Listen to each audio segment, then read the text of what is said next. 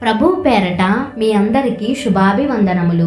ఈరోజు మన అనుదిన వాక్య ధ్యానమైన ఎడారిలో సెలయేర్లలోని వాక్యము.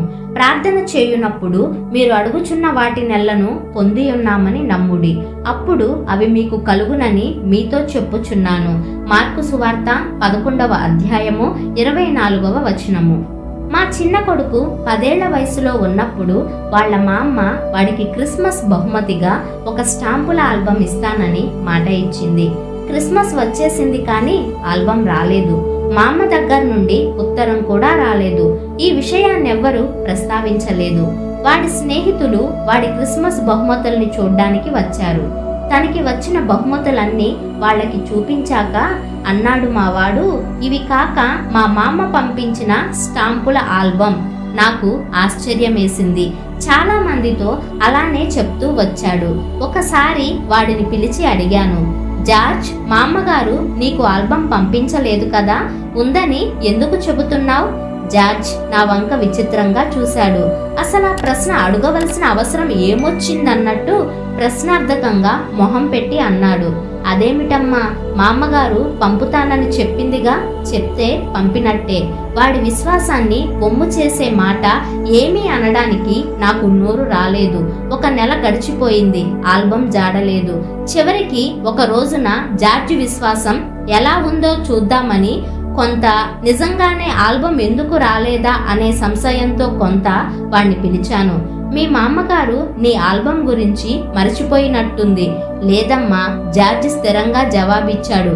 ఎన్నటికీ మరచిపోలేదు. నమ్మకంతో వెలిగిపోతున్న ఆ పసిమొహాన్ని చూశాను. కాసేపు నేనన్నది నిజమేనేమోనన్న అనుమానపు నీడలు అందులో కదలాడినాయి. అంతలోకే మొహం కాంతివంతమయ్యింది. అమ్మా, ఆల్బమ్ గురించి థ్యాంక్స్ చెప్తూ మా అమ్మగారికి ఉత్తరం రాస్తే ఎలా ఉంటుంది అన్నాడు. ఏమో, ప్రయత్నించి చూడు అన్నాను. ఒక గొప్ప ఆధ్యాత్మిక సత్యం నాలో ఉదయించింది. జార్జ్ నిమిషాల మీద ఒక ఉత్తరం రాసేసి పోస్టు చేశాడు. ఈల వేసుకుంటూ మా అమ్మగారి మీద తనకి ఉన్న విశ్వాసంతో తేలిక హృదయంతో వెళ్ళిపోయాడు. వెంటనే జవాబు వచ్చింది, ప్రియమైన జార్జ్, నీకు ఆల్బమ్ ఇస్తానన్న మాటను నేను మర్చిపోలేదు. నువ్వు అడిగిన ఆల్బమ్ గురించి ప్రయత్నించాను. నీకు కావాల్సింది దొరకలేదు. అందుకని న్యూయార్క్ వెళ్ళాను. క్రిస్మస్ గడిచిపోయాక తిరిగి రాలేకపోయాను. అక్కడ దొరికింది కూడా నువ్వు అడిగింది కాదు. అందుకని మళ్ళీ మరొక దాని కోసం రాశాను. అది ఇంకా రాలేదు. నీకిప్పుడు $3 పంపిస్తున్నాను. చికాగోలో నీకు కావాల్సింది కొనుక్కో. ప్రేమతో మా అమ్మగారు. జార్జ్ ఆ ఉత్తరాన్ని విజయగర్వంతో చదువుకున్నాడు. అమ్మా, నేను చెప్పలేదు అన్నవాడి మాట సందేహాలు లేని ఆ హృదయపు లోతుల్లో నుండి వచ్చింది. ఆ ఆల్బమ్ వస్తుందన్న వాడి ఆశ అన్ని నిరాశలను జయించే ఆశ. జార్జ్ నమ్మకంతో కనిపెడుతున్నంతసేపు మా అమ్మగారు దానికోసం పనిచేస్తూనే ఉంది.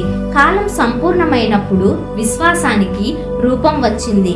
దేవుని వాగ్దానాల మీదికి అడుగు వేయబోయే ముందు మనం ఎక్కడ అడుగు వేస్తున్నామో దాన్ని చూడాలనుకోవడం మానవ సహజమైన బలహీనత.